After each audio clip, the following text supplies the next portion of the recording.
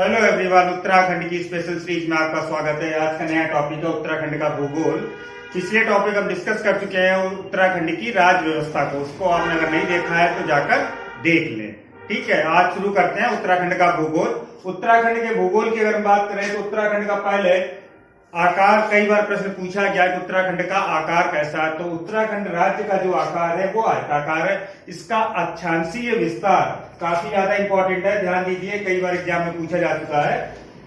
2 degree 44 minute है, अर्थात 28 degree 43 minute से 31 डिग्री 27 मिनट के, ठीक है, इसके बीच में उत्तरी अक्षांश में स्थित है ये, जिसका कुल अक्षांशीय विस्तार 2 डिग्री 44 मिनट है। देशांतरी विस्तार अगर बात करें, देशांतरी विस्तार उत्तराखंड का 3 डिग्री 28 मिनट है, अर्थात 77 डिग्री 34 मिनट से 81 डिग्री 2 मिनट है। कुल देशांतरी विस्तार 3 डिग्री 28 मिनट है। उत्तराखंड को अन्य कई नामों से भी संबोधित किया जाता है। जैसे अगर राज्य के संदर्भ में देखें तो राज्य के संदर्भ में इसे कुमाऊं और गढ़वाल हिमालय कहा जाता है, और अगर भारत के संदर्भ में देखें तो भारत के संदर्भ में इसे मध्य हिमालय कहा जाता है। उत्तराखंड का क्षेत्रफल कुल भारत की कुल भूमि का 1.69% है, अर्थात उत्तराखंड का जो टोटल एरिया आता है वो हमारा 1.69% है भारत के कुल भूमि का, जिसमें टोटल एरिया जो उत्तराखंड का है वो 53,483 वर्ग किलोमीटर है, जिसका 86.07% भाग पर्वतीय। इस पर स्टार बना लीजिए, ये भी कई बार आया एग्जाम में कि उत्तराखंड का पर्वतीय क्षेत्र कितना है, 86.07%, और मैदानी भाग कितना है, 13.93% मैदानी भाग शामिल है। पर्वतीय क्षेत्र 86.07%, मैदानी भाग है 13.93% शामिल है। उत्तराखंड राज्य की जो सीमा है, अगर भौतिक की बात करें तो उसकी सीमाओं की बात करते हैं कि उत्तराखंड राज्य को कितने राज्य स्पर्श करते हैं, कितने देश स्पर्श करते हैं। तो उत्तराखंड राज्य के उत्तर में चीन देश स्थित है, जहां उत्तराखंड के उत्तरकाशी और चमोली तथा पिथौरागढ़ जिले चीन के साथ अंतरराष्ट्रीय सीमा बनाते हैं। अगर उत्तराखंड के पूर्व में देखें तो पूर्व में नेपाल देश स्थित है, जिसमें पिथौरागढ़, चंपावत और ऊधम सिंह नगर नेपाल के साथ अंतरराष्ट्रीय सीमा बनाते हैं। अगर उत्तर पश्चिम की बात करें तो उत्तर पश्चिम में हिमाचल प्रदेश स्थित है। हिमाचल प्रदेश जो है उसमें 2 जिले आते हैं हमारे, उत्तरकाशी और देहरादून हिमाचल प्रदेश राज्य के साथ सीमा बनाते हैं। ये हिमाचल प्रदेश के साथ उत्तराखंड की सबसे कम सीमा लगती है। ये भी एक कई बार आया कि उत्तराखंड राज्य की सीमा निम्नलिखित में से किन राज्यों के साथ सबसे कम लगती है। तो किसके साथ कम लगती है, हिमाचल प्रदेश के साथ सबसे कम राज्य जो है सीमा साझा करता है, उसकी डिस्टेंस है। पश्चिम की बात करें तो पश्चिम में हमारे हरियाणा स्थित है। हरियाणा जो उत्तराखंड के जो जिले हैं जो हरियाणा के साथ सीमा साझा करते हैं वो सहारनपुर और हरिद्वार है। मोस्ट इंपॉर्टेंट है कि उत्तराखंड के दक्षिण में उत्तर प्रदेश स्थित है। उत्तर प्रदेश को स्पर्श करने वाले उत्तराखंड के जो जिले हैं वो हरिद्वार, पौड़ी, देहरादून, ऊधम सिंह नगर और नैनीताल है, अर्थात कुल 5 जिले हैं जो उत्तराखंड को राज्य के यूपी के साथ सीमा बनाते हैं।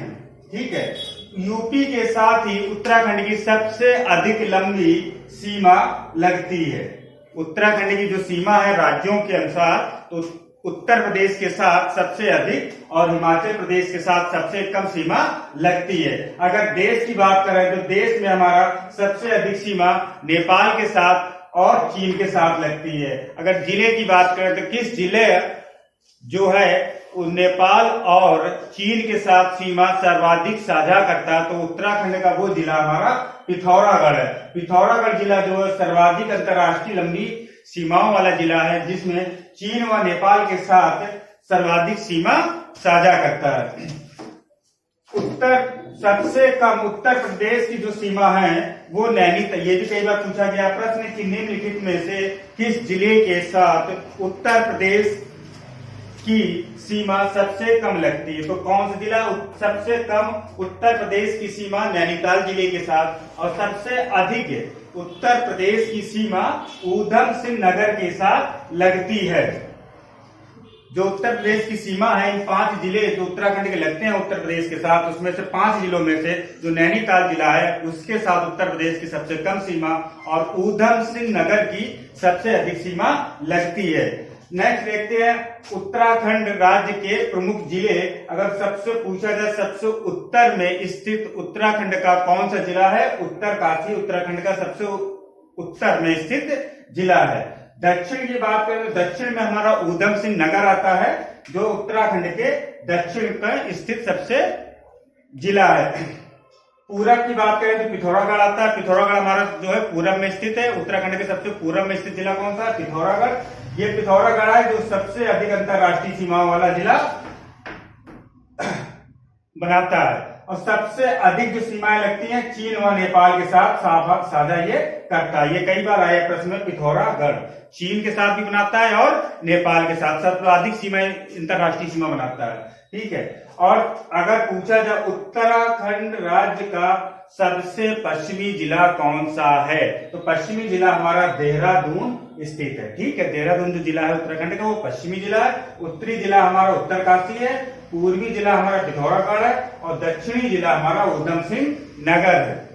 और अगर बात की जाए कि उत्तराखंड राज्य के सबसे बड़ा जिला कौन सा है क्षेत्रफल के अनुसार, तो सबसे बड़ा जिला हमारा चमोली जिला है और सबसे छोटा जिला हमारा चंपावत जिला है। क्षेत्रफल के अनुसार देखा जाए तो सबसे छोटा जिला हमारा चंपावत है और सबसे बड़ा जिला हमारा चमोली है। एक प्रश्न और बनता है कि निम्नलिखित में से कौन सा उत्तराखंड का जिला किसी राज्य और किसी अंतरराष्ट्रीय सीमा के साथ साझा नहीं करता है सीमा। ठीक है। तो वो हमारे 4 जिले हैं जिन्हें आंतरिक जिले भी कहते हैं। इन्हें उत्तराखंड के आंतरिक जिले कहते हैं। ये जिले हैं हमारे टिहरी, रुद्रप्रयाग, बागेश्वर और अल्मोड़ा। ये 4 जिले हैं जो किसी भी राज्य के साथ सीमा साझा नहीं करते हैं और किसी भी देश के साथ सीमा साझा नहीं करते हैं। सर्वाधिक जिलों को स्पर्श करने वाला जिला हमारा पौड़ी है, जो 7 जिलों को स्पर्श करता है। उत्तराखंड में टोटल जिले कितने हैं, 13, जिसमें से 7 जिलों को हमारा पौड़ी जिला स्पर्श करता है।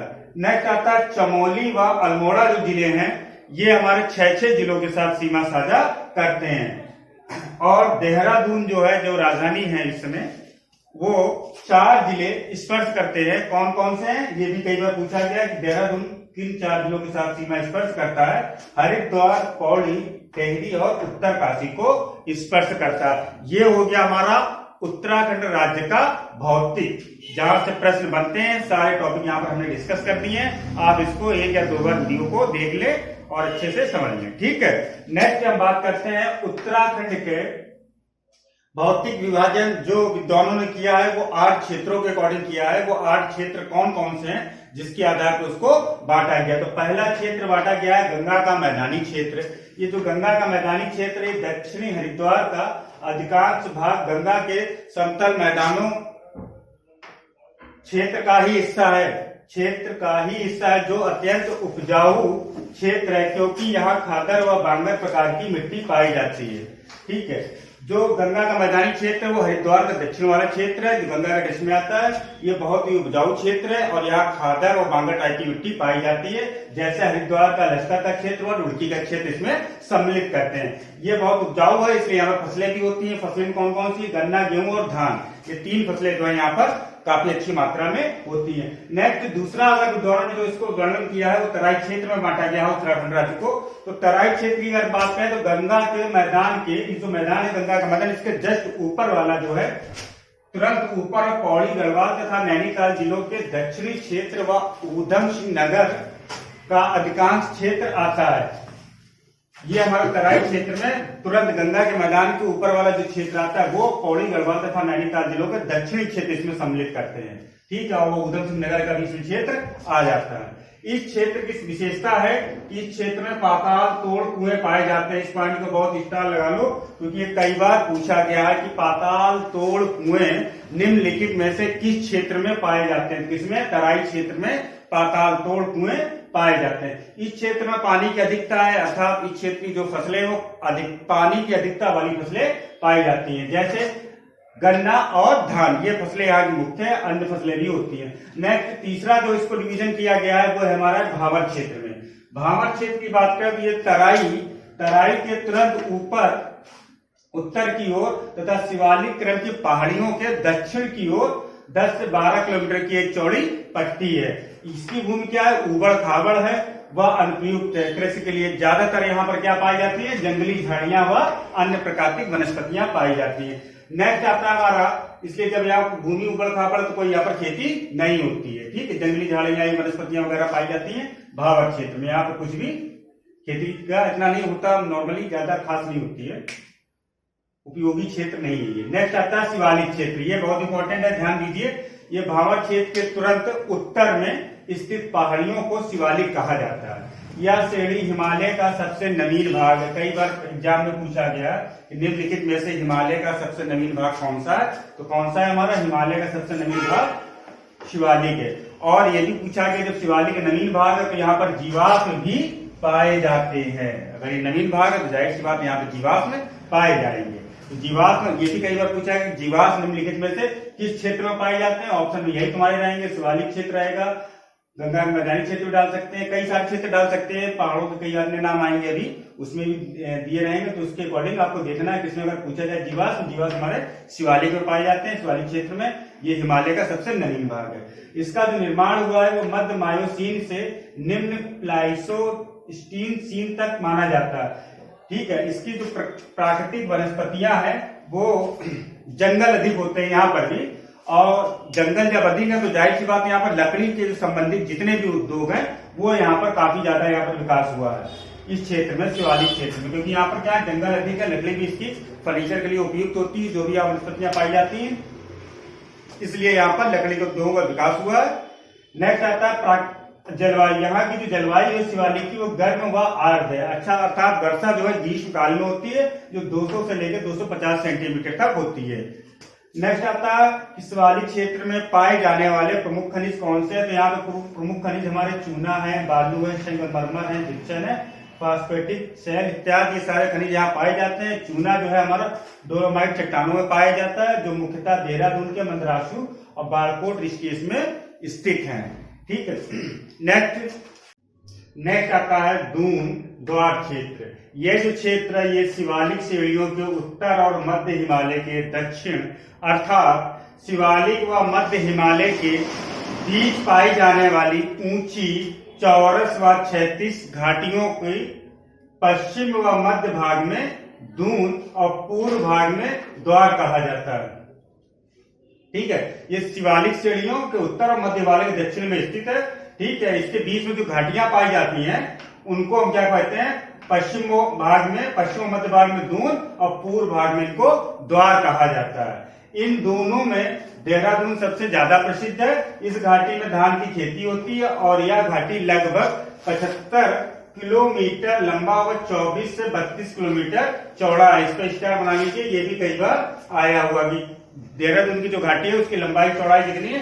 तो 75 किलोमीटर लंबा है और 24 से 32 किलोमीटर, कहीं कहीं 24 तो कहीं कहीं 32 किलोमीटर ये चौड़ा है। इस क्षेत्र में गहन कृषि होती है, खेती अधिक मात्रा में होती है, जिस वजह से यहाँ का जनघनत्व जो है सबसे अधिक है। ध्यान दीजिए, जनघनत्व अगर पूछा जाए कि क्षेत्र में, क्योंकि यहाँ कृषि बहुत गहन होती है, अधिक होती है, इस वजह से यहाँ का क्षेत्र जो है जो जनघनत्व है वो अधिक है।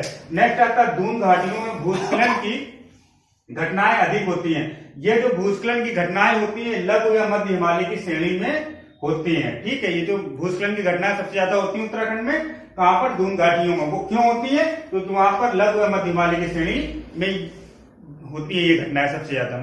मध्य लघु व मध्य हिमालय की श्रेणी में सबसे अधिक घटनाएं होती है। ये क्षेत्र जो स्थित भूस्खलन का लघु व मध्य हिमालय की श्रेणी में स्थित है। नेक्स्ट आता है लघु व मध्य हिमालय क्षेत्र। इन क्षेत्रों में जीवाश्म का अभाव पाया जाता है। ठीक है, यहाँ पे जीवाश्म नहीं पाए जाते हैं। मध्य हिमालय का निर्माण गलित एवं कायांतरित चट्टानों से हुआ है। ये प्री कैम्बियन तथा पैलियोजोइक काल के चट्टानों से बने हैं, जिसमें स्लेट, चूना पत्थर, शैल, क्वार्ट्ज, नीस, ग्रेनाइट चट्टानों की अधिकता पाई जाती है। इन क्षेत्रों में जो मुख्य खनिज पाए जाते हैं उनमें तांबा, जो अल्मोड़ा और पौड़ी में पाया जाता है। ये आया था लास्ट टाइम पे पेपर एशिया में, आई थिंक, कि तांबा जो है वो कहाँ पाया जाता है, वो पाया जाता है अल्मोड़ा और पौड़ी जिले में। नेक्स्ट आता है ग्रेफाइट। ग्रेफाइट हमारा कहाँ पाया जाता है, पौड़ी गढ़वाल में और अल्मोड़ा में पाया जाता है। नेक्स्ट आता है एस्बेस्टस। ये कहाँ पाया जाता है, ये भी हमारा पौड़ी गढ़वाल में पाया जाता है। ये हमारे मुख्य खनिज हो गए कौन से, तांबा, ग्रेफाइट, एस्बेस्टस। ये कहाँ पे, लघु व मध्य हिमालयी क्षेत्र में। नेक्स्ट आता है लघु व मध्य हिमालयी क्षेत्र का जो ढाल होता है वो दक्षिण की ओर अधिक व उत्तर की ओर कम ढाल वाला होता है। यहाँ पे जो वनस्पतियां पाई जाती है, वन वो कैसी पाई जाती है, शीतोष्ण सदाबहार प्रकार के वन, कोणधारी वन मिलते हैं, जिनमें बांस, खासो, चीड़ फल, देवदार इत्यादि फल पाए जाते हैं। फलदार वृक्षों की बात करें तो हमारा सेब हो गया, अनानास हो गया, ये सारे फल जो है यहाँ पर पाए जाते हैं। नेक्स्ट आता है इन ढालों पर छोटे छोटे जो है घास के मैदान पाए जाते हैं। इनको एक नाम दिया जाता है। ये छोटे छोटे जो ढाल होते हैं, यहाँ पर छोटे छोटे घास के मैदान पाए जाते हैं, इनको एक नाम दिया जाता है, जिसे कुल्लू में इन्हें थच कहते हैं। उत्तराखंड राज्य में इन्हें बुग्याल या पयार कहते हैं। ये कई बार पूछा गया, ये क्या होते हैं, बुग्याल या पयार, ये हमारे घास के मैदान होते हैं। कश्मीर में इन्हें मर्ग कहते हैं, जैसे गुलमर्ग हो गया, सोनमर्ग हो गया, टनमर्ग हो गया, ये सब क्या है, ये छोटे छोटे घास के मैदान है। ये पशुचारकों का स्वर्ग होता है, क्योंकि ये घास के मैदान, तो पशुचारक यहाँ पर अपने जानवर लेकर आते हैं। पर्वतीय ढालों पर यहाँ पर सीढ़ी नुमा बनाकर खेती भी की जाती है, क्योंकि ढाल जो होता है हमारा कैसा, दक्षिण की ओर अधिक और उत्तर की ओर कम है। इस वजह से क्या होता है, यहाँ पर ढाल जो है, ढाली होने की वजह से सीढ़ी नुमा खेती बनाते हैं और वो खेतियां करते हैं। यहाँ पर कुछ घाटियां भी है जो प्रसिद्ध है खेती के लिए, जैसे अलकनंदा की घाटी है, जुआ ज्वार के लिए प्रसिद्ध है। अलकनंदा की जो घाटी चुआ वो ज्वार के लिए प्रसिद्ध है, और अल्मोड़ा जो है वो मक्के के लिए प्रसिद्ध है। बृहत, नेक्स्ट आता है हमारा 7 नंबर, बृहत या उच्च हिमालयी क्षेत्र। यह हिमालयी क्षेत्र लघु हिमालय के उत्तर व ट्रांस हिमालय के दक्षिण में स्थित है। इसकी सबसे ऊंची चोटी वाले इस पर्वत श्रेणी को बृहद या उच्च या आंतरिक या मुख्य हिमालय कहा जाता है। यह श्रेणी उत्तरकाशी, टेहरी गढ़वाल, रुद्रप्रयाग, चमोली, बागेश्वर, पिथौरागढ़ 6 जिलों में पूर्व से पश्चिम फैली हुई है। महा हिमालय श्रेणी को भागीरथी, अलकनंदा, धौली और गौरी गंगा आदि नदियों द्वारा कई खंडों में बांटा गया है, और प्रत्येक में से एक से अधिक श्रेणियां निकलती हैं, ठीक है, जिनका मध्यम करते हैं मेंस पर्पस से। नेक्स्ट है प्रमुख चोटियां। इस क्षेत्र में जो चोटियां पाई जाती हैं वो नंदा देवी चोटी पाई जाती है, कृष्णराज जिले में स्थित है। ध्यान दीजिए, ये बहुत ही इंपॉर्टेंट है कि नंदा देवी चोटी हमारे कहां पर स्थित है, चमोली में। इसकी ऊंचाई कितनी है, 7,817 मीटर, और ये जो है उत्तराखंड राज्य का सर्वोच्च शिखर है। स्टार बना लीजिए, नंदा देवी जो चोटी है वो उत्तराखंड राज्य का सर्वोच्च शिखर है, जो चमोली राज्य में स्थित है। इसकी जो ऊंचाई है वो 7,817 मीटर है। सेकेंड चोटी आती है हमारी कामेट चोटी है, इसकी जो ऊंचाई होती है वो हमारी 7,756 मीटर है, और ये भी चमोली जिले में स्थित है, और ये उत्तराखंड का सेकेंड सर्वोच्च शिखर है। तीसरी चोटी है नंदा देवी पूर्वी, ये हमारी पश्चिमी चोटी है नंदा देवी, ये पश्चिम की तरफ स्थित है, ये हमारी पूर्व की तरफ स्थित है। ये हमारी जो पूर्वी वाली नंदा देवी पूर्वी चोटी है, ये हमारी 7,434 मीटर है, जो चमोली पिथौरागढ़ में इस सीमा पर स्थित है, ठीक है। चमोली जिले में ये भी पड़ती है हमारे। ये हमारी जो उत्तराखंड की तीसरी सर्वोच्च चोटी है। इस श्रेणी में अनेक दर्रे पाए जाते हैं। गर्भ भाग जो चट्टान उसके जो गर्भ भाग होता है उसमें ग्रेनाइट, नीस और शिष्ट चट्टानें पाई जाती है, तथा पार्श्व जो है भागों में रूपांतरित व औषधि चट्टानें पाई जाती हैं। 12 से 13,000 फीट की ऊपर जब हम जाते हैं तो वहां पर प्राकृतिक वनस्पतियों का अभाव पाया जाता है, वहां कोई वनस्पति नहीं पाई जाती। जब हम इस क्षेत्र में 12 से 13,000 फीट ऊपर जाते हैं तो वहां पर कोई प्राकृतिक वनस्पति नहीं पाई जाती, लेकिन 10,000 से लेकर के 12,000 के बीच में जो है घास व झाड़ियां पाई जाती हैं। 10,000 से जब नीचे आते हैं तो वहां पर हमारे सदाबहार नुकीले पत्ती वाले वन पाए जाते हैं, जैसे फर हो गया, चीड़ हो गया, साल हो गया, सागौन हो गया, ये सारे फल जो है पाए जाते हैं। नेक्स्ट जो है बहुत ही इंपॉर्टेंट है कि इस क्षेत्र के मूल निवासी कौन है। तो भोटिया जो जनजाति है वो इस क्षेत्र के मूल निवासी है, जो गर्मी के 4 महीनों में जौ, मड़वा, गेहूं आदि की खेती भी करते हैं। मूल निवासी कौन है इस क्षेत्र के? इस क्षेत्र के भोटिया हैं। इस क्षेत्र के बृहत व उच्च हिमालयी क्षेत्र के मूल निवासी जो है हमारे वो भोटिया है। नेक्स्ट आता है हमारा लास्ट और 8वां नंबर, वो है हमारा ट्रांस हिमालयन टिबियन क्षेत्र। यह महा हिमालय को उत्तर में स्थित है, कुछ भाग भारत और कुछ भाग जो है तिब्बत में नियंत्रण में। इस क्षेत्र की पर्वत श्रेणियों को जो है जैक्सर श्रेणी कहा जाता है। ये इसका जो भाग है ट्रांस हिमालय क्षेत्र का, वो कुछ भाग भारत में स्थित है, कुछ भाग हमारे तिब्बत के नियंत्रण, कुछ भारत के नियंत्रण और कुछ तिब्बत के नियंत्रण में है। इस क्षेत्र की जो पर्वत श्रेणियां हैं उसको हम जैक्सर श्रेणी के नाम से जानते हैं। नेक्स्ट आता है इस क्षेत्र में कुछ दर्रे भी पाए जाते हैं। जो उत्तराखंड राज्य और तिब्बत के बीच में जो दर्रे स्थित है वो मेन देख लेते हैं कौन कौन से। नीति, किंगरी, बिंगरी, माड़ा व डुंगरीला, माड़ा या डुंगरीला, बालाचा, लिपुलेख, मानसया, लंपिया इत्यादि जो है ये हमारे उत्तराखंड व तिब्बत राज्य में स्थित है। बीच में स्थित जो एक दूसरे को जाने के लिए दर्रे होते हैं। उत्तराखंड राज्य व हिमाचल प्रदेश राज्य के मध्य जो दर्रा स्थित है वो हमारा है श्रृंग कंठ। ध्यान दीजिए, श्रृंग कंठ ये भी कई बार पूछा गया है। श्रृंग कंठ जो है हमारा उत्तराखंड व हिमाचल प्रदेश राज्य का बीच में स्थित दर्रा है। ठीक है बेटा, ये टॉपिक खत्म हो गया हमारा भूगोल का। अब नेक्स्ट मिलते हैं नेक्स्ट टॉपिक पे, तो आप इसको अच्छे से 1-2 बार देख लीजिए। सारी चीजें इसमें कवर कर ली गई हैं, कोई भी पॉइंट ऐसा नहीं है जो अननेसेसरी हो। ये सारे एग्जाम में कई बार पूछे गए हैं। Thank you for watching, thank you.